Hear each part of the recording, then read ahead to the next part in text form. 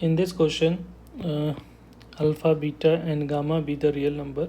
Consider the following system of linear equation: x plus 2y plus z is equal to 7, and x plus alpha z equal to 11, and 2x minus 3y plus beta z equal to gamma. ठीक है, तो इसको plane से भी कर सकते हैं, determinant method से भी कर सकते हैं. तो अगर डिटर्मिनेंट से कर रहे हो तो यहाँ पे पहले डी निकालोगे. तो यहाँ पे डी क्या हो जाएगा? तो डी जो होता है बेसिकली क्या होता है, सारे कोफिशिएंट का डिटर्मिनेंट निकालोगे तो 1 2 1. ठीक है, जितने भी वेरिएबल का कोफिशिएंट का डिटर्मिनेंट. तो ये जो वैल्यू है ये क्या आ रही है? ये 1. वाई तो है ही नहीं तो ये 0.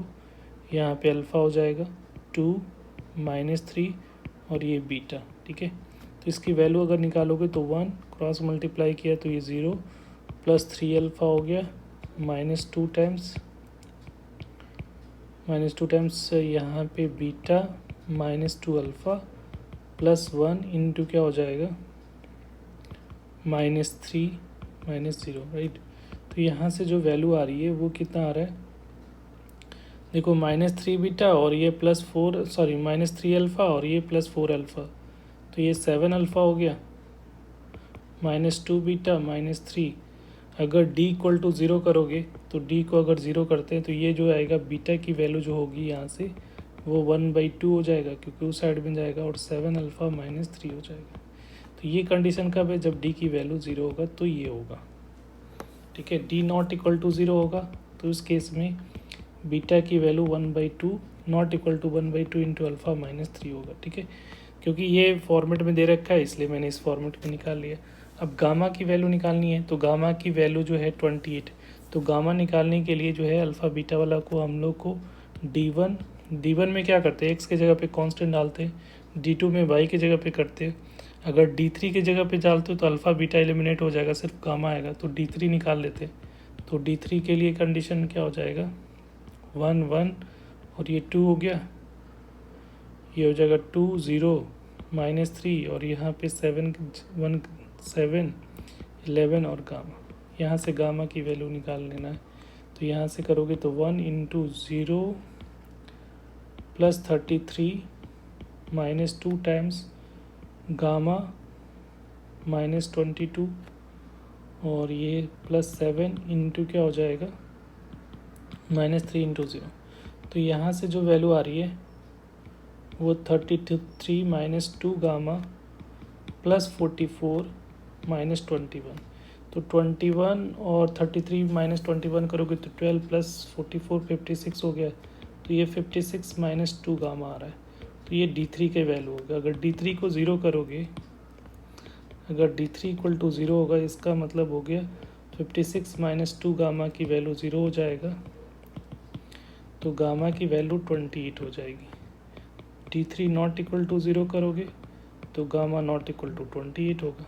ठीक है, तो ये रिज़ल्ट जो है दिख रहा है ये हम लोगों ने फाइंड कर लिया. अब हम लोग को चेक करना है नो सॉल्यूशन के लिए कंडीशन क्या होता है.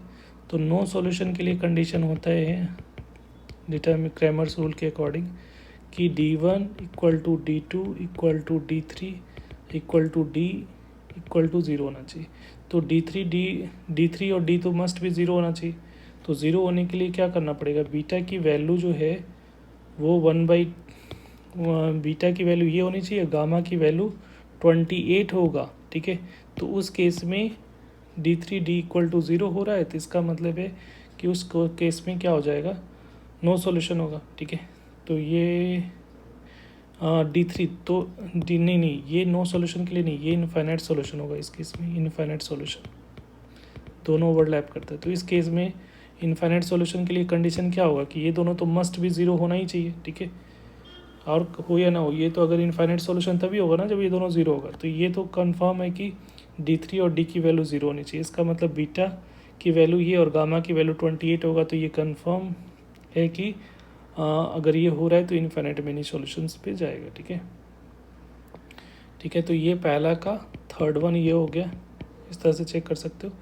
सेकेंड में अगर गामा नॉट इक्वल टू 0 हो जाए, अगर एक भी, तो उस केस में क्या होता है? अगर D इक्वल टू 0 हो जाए, D इक्वल टू 0 होगा और एटलीस्ट जो होगा एटलीस्ट 1 D1 D2 D3 में नॉट इक्वल टू 0 नॉट 0. तो उस केस में क्या होता है, नो सॉल्यूशन होता है। उस केस में क्या बोलते हैं, नो सॉल्यूशन। तो सेकेंड वाला केस के लिए नो सॉल्यूशन होगा, तो इसका सेकेंड ऑप्शन हो जाएगा, राइट। तो ये दोनों तो क्लियर है। थर्ड वाले में अगर बीटा नॉट इक्वल टू क्या बोल रहा है, 1/2 इंटू 7 अल्फ़ा माइनस 3 है, इसका मतलब है कि डी की भी वैल्यू नॉट इक्वल टू 0 होगा, तभी ये नॉट इक्वल टू है। और कह रहा है अल्फ़ा की वैल्यू 1 ले लो, तो अल्फ़ा की वैल्यू 1 ले लिया, तो इक्वेशन क्या दिखेगा, इक्वेशन जो गिवन है वो हो जाएगा x + 2y + z is equal to 11 7।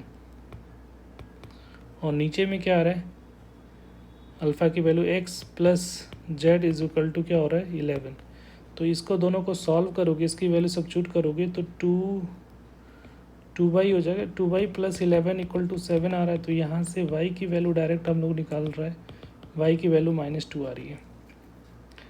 Clear है, y की वैल्यू 2 आ रही है। अब यहाँ पे कंडीशन की और दे रखा है कि gamma not equal to 28।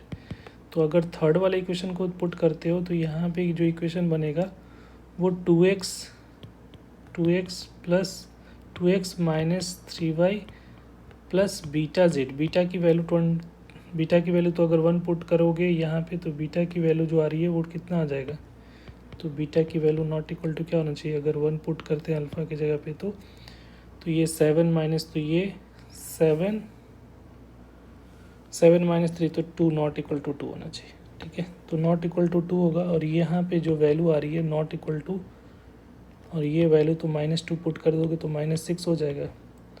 Not equal to कितना हो जाएगा, 28 हो जाएगा। इट मीन्स कि 2x + beta z not equal to 22। तो यहाँ पे x + y is equal to क्या है, यहाँ पे देखो x + y is equal to x + z is equal to 11। यहाँ पे 2 से अगर इसको मल्टीप्लाई कर दिया तो ये क्या दिखेगा, 2x + 2z इक्वल टू 22। तो ये अगर ये दोनों इक्वल नहीं होगा तो उस केस में, अगर b2 के इक्वल नहीं होगा तो दोनों प्रोपोर्शनल नहीं होगा, तो a1/a2 not equal to b1/b2 होगा। तो इस केस में यूनिक सॉल्यूशन दे देगा। तो ये यूनिक सॉल्यूशन का कंडीशन आ रहा है।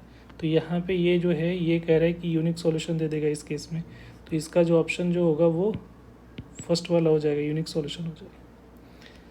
सेकेंड केस में अगर गामा 28 हो जाए तो ये इक्वेशन जो होगा, जो दिख रहा है यहाँ पे, -6 + बीटा z इक्वल टू 28 हो जाएगा।